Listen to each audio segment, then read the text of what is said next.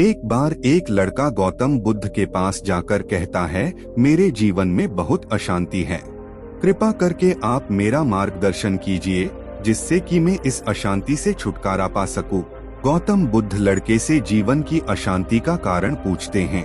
लड़का उत्तर देता है, अत्यधिक विचारों के कारण मेरे भीतर बहुत सारे विचार आते हैं जिससे मेरा मन अशांत रहता है। बुद्ध मुस्कुराते हुए कहते हैं, ऊपर आकाश की ओर देखो और बताओ कि तुम्हें सूर्य दिख रहा है। लड़का ऊपर देखता है और कहता है, धूप दिख रहा है। बुद्ध उससे पूछते हैं कि अगर तुम लगातार धूप में खड़े रहोगे तब क्या होगा।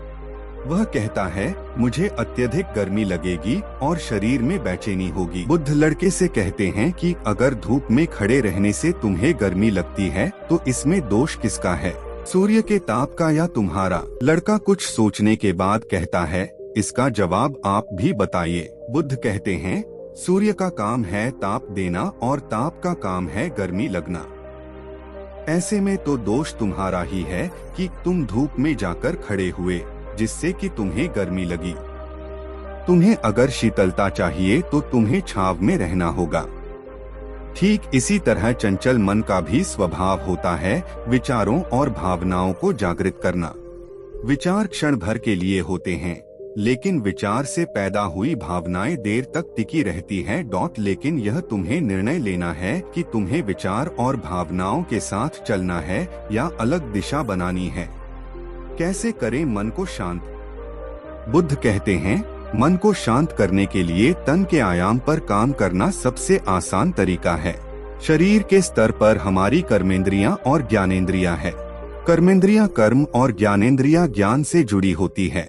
इससे हम अपनी संवेदनशीलता को बढ़ा सकते हैं, यानी हम जो भी काम करें उसे आनंद के साथ करें। मन के आयाम से हटकर तन के आयाम पर जाने से ही तुम्हारा चित्त शांत होगा। ऐसा करने से तुम मन के आयाम से हटकर शरीर के आयाम पर आ जाओगे। ठीक उसी तरह जैसे तुम धूप से हटकर छांव में आ सकते थे। मन के आयाम से हटने पर तुम्हारी जागरूकता तन पर आ जाएगी। जब तुम तन के आयाम पर काम करोगे तब तुम्हारा चित्त शांत होगा। इसलिए हर काम को तन के आयाम पर करने से मन स्वतः शांत हो जाता है। अपने मन के विचार और भावना को नहीं बल्कि सुर को सुनो। लड़का बुद्ध से कहता है, अपने भीतर के सुर को कैसे सुने?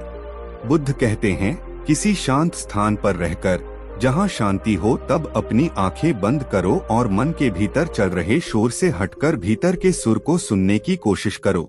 सुर निरंतर चलता रहता है लेकिन बाहर के शोर के कारण तुम अपने मन के भीतर चल रहे सुर को नहीं सुन पाते हो। जब तुम अपने दोनों कानों को अपने हाथों से बंद कर दोगे तभी मन के सुर को सुन पाओगे। इस तरह तुम मन की अशांति से दूर हो जाओगे और तुम्हारा मन शांत हो जाएगा।